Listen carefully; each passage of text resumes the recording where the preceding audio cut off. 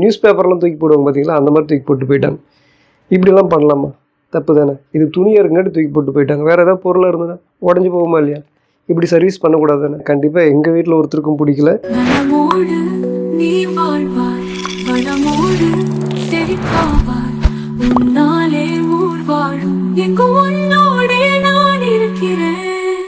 ஃப்ளிப்கார்ட்டில் நான் எப்போவுமே ஆர்டர் போடுறதுக்கு யோசிப்பேங்க. ஏன்னா அதனுடைய சர்வீஸ் வந்து எனக்கு பெஸ்ட்டாக இல்லை, மற்றவங்களுக்கு எப்படின்னு தெரியல. நான் எப்போவுமே அமேசானில் தான் வாங்குவேன். எனக்கு அது பெஸ்ட்டாக இருக்கும். கஸ்டமர் கேர் சர்வீஸும் சூப்பராக இருக்கும் எனக்கு. மற்றவங்களுக்கு எப்படின்னு தெரியல. ஏன்னா இதில் வந்து அந்தளவுக்கு சொதப்புவாங்க. இந்த டெலிவரி வந்து பார்த்திங்கன்னா கேட்டில் வந்து நிற்கிறாங்க, நம்ம போய் வாங்கிறதுக்குள்ளே தூக்கி போட்டு போயிட்டாங்க.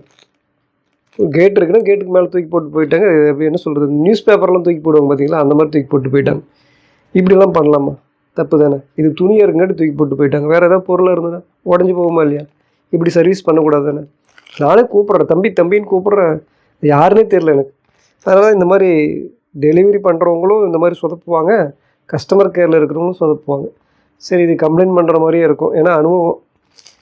இது வந்து பார்த்திங்கன்னா இதான் போட்டிருக்கேன், 416 ரூபா. என்னன்னு கேட்டிங்கன்னா, இந்த ட்ரெஸ் வந்து ஆல்ரெடி நான் போட்டிருப்பேன் எல்லோ கலரில், மேலே பிளாக்கு கீழே எல்லோவாக இருக்கும். இது வந்து ஒரே ப்ளைனாக இருக்குது அப்படிங்கிறதுக்காக போட்டேன். அப்போ இன்னொரு விஷயம் என்னென்னா, இந்த மைக்கே நான் ஃப்ளிப்கார்ட்டில் தாங்க வாங்கினேன். இது 22,000 ரூபா அந்த மைக்கு. ஏன்னா அது அங்கே தான் கிடச்சிது, அமேசானில் கிடைக்கல. சில பொருள்லாம் வந்து அங்கே தான் கிடைக்குது, விலை கம்மியாக இருக்குதுன்னு நம்ம போடுறோம். அப்படின்னா சர்வீஸ் கரெக்டாக பண்ணணும்ல. அப்புறம் இன்னொரு முக்கியமான விஷயம், இதுக்கு இடையில் ஒரு மொபைல் வந்து ஆர்டர் போட்டு கேன்சல் பண்ணேன். அதே மாதிரி இந்த ட்ரெஸ்ஸும் ஆர்டர் போட்டு கேன்சல் பண்ணி இப்போ 2வது தடவை போட்டு வாங்கியிருக்கேன்.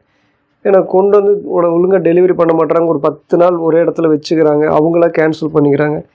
இப்படி இருக்கிறதுனால என்ன சொல்கிறேன்னு தெரியல.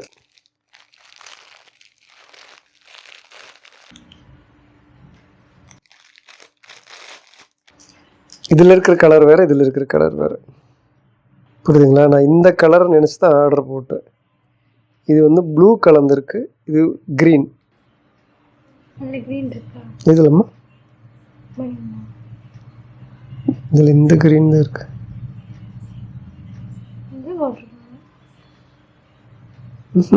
இது ரொம்ப லைட்டாக இருக்குது, இது டார்க்காக இருக்குது. உங்களுக்கு கேமராவில் அப்படி தெரியும். இதுதான் இருக்குது. இதுதான் க்ரீன்னு போட்டிருப்பாங்களோ. இதிலே தெளிவாக போட்டிருக்காங்க. டார்க் என்னம்மா போட்டிருக்காங்க, காட்டன் டார்க் ப்ளூன்னு தான் போட்டிருக்கு. கடைசியில் டார்க் ப்ளூ டிஷர்ட்டு இங்கே எழுதியிருக்கிறது டார்க் ப்ளூ டிஷர்ட்னு எழுதியிருக்காங்க. ஆனால் அது கொடுத்தது க்ரீன் கலர். எப்படிங்க?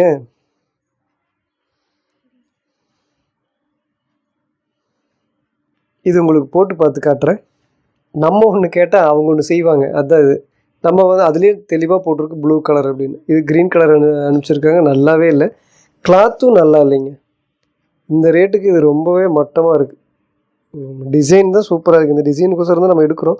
கிளாத்து வந்து ரொம்பவே நல்லா இல்லை. கண்டிப்பாக அது வந்து ரிட்டன் தான் போடணும். ஆல்ரெடி ஒரு பேக்கேஜ் வந்துச்சு, அதையே கேன்சல் பண்ணேன், லேட் பண்ணாங்க அப்படின்ட்டு. இதுவும் சரியில்லை, அதனால் இதையும் நம்ம வந்து ரிட்டன் போட்டுருவோம். இது எப்படி இருக்குங்கிறத நீங்கள் சொல்லுங்கள். ஆனால் கண்டிப்பாக எங்கள் வீட்டில் ஒருத்தருக்கும் பிடிக்கல. எனக்கு அது, ஏன்னா அவங்க தான் சொல்லணும் நல்லா இருக்குதா இல்லையா அப்படின்ட்டு. அவங்க பார்த்துட்டு இது நல்லாவே இல்லை அப்படின்ட்டாங்க.